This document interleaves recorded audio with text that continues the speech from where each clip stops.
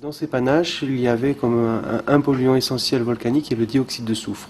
Donc nous avons enregistré sur nos différentes stations de surveillance qui se trouvent sur Saint-Louis, Saint-Pierre et sur le Saint-Paul et le port, effectivement, des concentrations de dioxyde de soufre qui étaient assez importantes.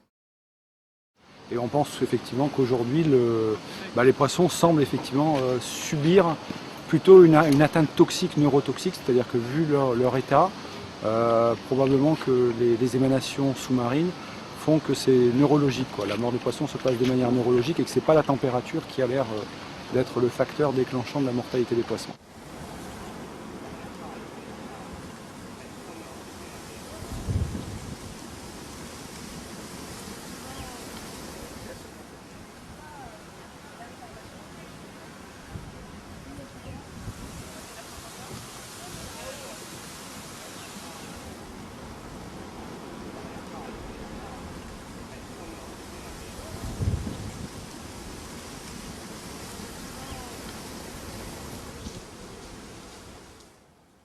En l'observant, on peut se rendre compte que même si les coulées ne sont pas visibles, il y en a d'immenses coulées sous tunnel qui arrivent encore à la mer, je dirais, ce matin. C'est une accalmie, on va dire, avec une grande vigilance, parce que rien ne dit que dans les heures qui suivent, d'autres coulées vont descendre les pentes du volcan.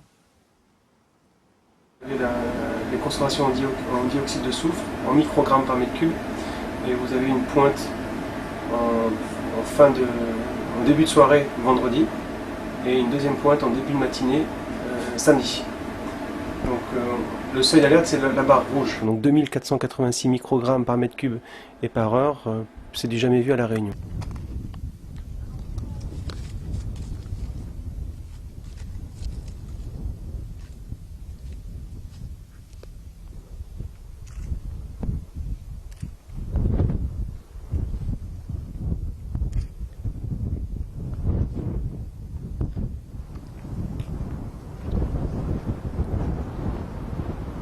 Et il y a parmi les poissons récoltés des choses que je n'avais jamais vues.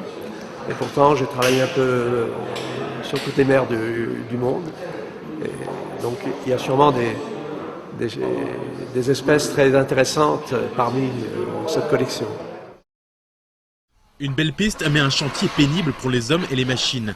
Des relevés de température indiquent à seulement 1,50 m de profondeur, parfois près de 400 degrés. Et plus les ouvriers s'approchent du rempart du Tremblay, plus le chantier se complique. Sur cette portion de la future route, les coulées extrêmement chaudes comme partout ne sont pas aussi stables. En avançant, les ouvriers risquent fort de découvrir d'énormes cavités sous leurs pieds et sous les chenilles des engins.